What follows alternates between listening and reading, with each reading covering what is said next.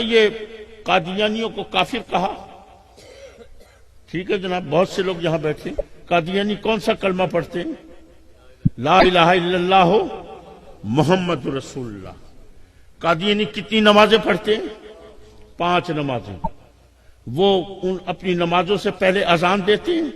گو اب آئین پاکستان کے آئین کے اندر قادیانیوں کو منع کر دیا گیا ہے کہ لاؤڈ اسپیکر پہ اذان نہیں دے سکتے. وہ اپنی عبادت گاہ کے اندر اذان دیتے ہیں، لاؤڈ اسپیکر نہیں لگا سکتے. عبادت گاہ کے اندر ان کی عبادت گاہ کو، اب تو ہم عبادت گاہ کہہ دیتے ہیں، پہلے ان کی عبادت گاہ کو کیا کہا جاتا تھا؟ مسجد کہتے تھے. مسجد کہتے تھے، لکھا ہوتا تھا مسجد قادیان.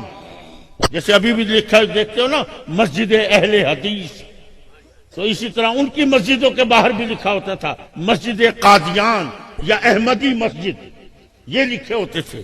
اللہ اکبر.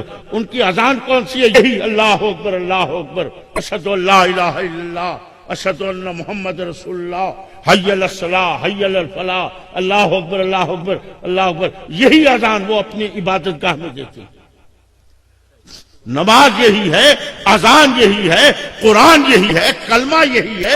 اللہ اکبر. ان کی جتنی بھی یہ حج، زکوٰۃ، روزہ، سب کچھ یہی ہے. ان سے پوچھو تمہاری شریعت کا نام کیا ہے؟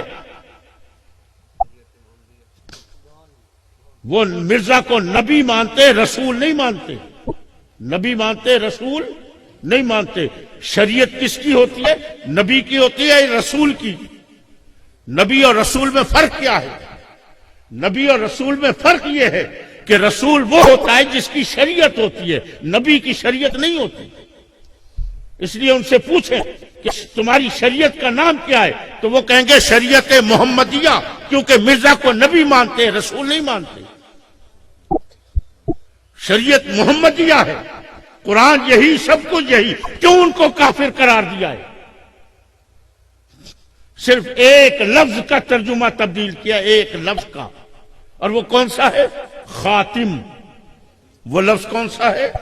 خاتم. اللہ اکبر اللہ.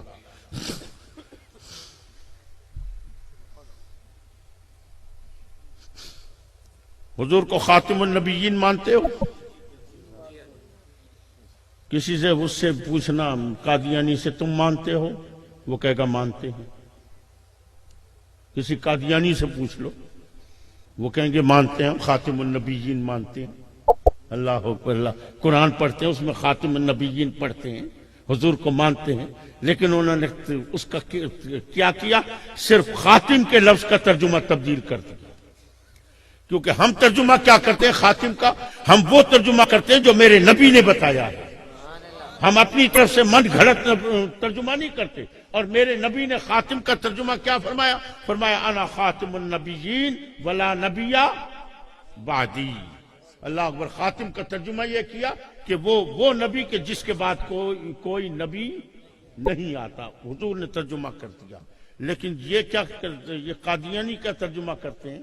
ذرا اٹھاؤ کبھی عربی کی لغت، اس میں دیکھنا خاتم کا کیا ترجمہ لکھا ہے. اس میں خاتم کا ترجمہ ختم بھی لکھا ہے. جس پر کوئی چیز ختم ہو جائے اس کو بھی خاتم کہتے ہیں. اور خاتم کا ایک اور ترجمہ بھی ہے، اور وہ کیا ہے؟ خاتم اس ہیرے کی انگوٹھی کو کہتے ہیں جو زیورات میں، چاہے کتنے ہی زیورات پڑے ہوں، لیکن تمام زیورات میں اپنے ہیرے کی وجہ سے وہ اس طرح چمک رہی ہو، دمک رہی ہو کہ سارے زیور ہیچ ہو جائیں اور وہ سب سے اعلیٰ نظر آئے. نعرہ تکبیر، نعرہ رسالت، فیضان حضور غزالی زمان، فیضان حضور کاظم کریم. سنو انہوں نے کیا ترجمہ کیا خاتم النبیین کا. انہوں نے ترجمہ کیا کہ یہ محمد وہ نبی ہے جو سارے نبیوں میں اس طرح چمک رہا ہے، دمک رہا ہے کہ سارے نبی ہیچ ہیں، یہ سب نبیوں سے افضل نبی. سونا کہ جا سونا ترجمہ ہے نا، سونا ترجمہ. بل تھی ونجو نا قادیانی کیا تھی دے. کتنا خوبصورت ترجمہ ہے کہ سارے نبیوں میں سب سے افضل نبی ہے. سب سے زیادہ چمکنے والا نبی ہے، یہ اس ہیرے کی طرح، ہیرے کی انگوٹھی کی طرح نبی ہے جو سارے زیوروں میں چمک رہی ہو۔ اللہ اکبر، پھر بنو گے قادیانی؟ حسین ترجمہ ہے، خوبصورت ترجمہ ہے۔ یار چھوڑتے بھائی، میرے اوپر رحم کر دو یار۔ سارے پاسے یہ چمڑ چامڑ ہی دیوتے لگے کھڑے، کوئی گال کر سڑی، کوئی سنتا کہیں نہیں بابا۔ لوگوں کو آتے ہیں اللہ کے واسطے نماز پڑھو، نہ صحیح ہاتھ چمواؤ، پیر چمواؤ، نماز کوئی نہ پڑھو۔ لا حول ولا قوت الا باللہ العلی العظیم۔ اللہ تعالی ہم سب کو عقل سلیم عطا فرمائے۔ عزیزان محترم، ذرا سوچو خدا کے لیے، ایک قادیانی اگر ایک لفظ کا ترجمہ تبدیل کرتے ہیں تو تم ان کو کافر کہہ دیتے ہو، اور جنہوں نے پورے قرآن کا بیڑا غرق کیا ہے۔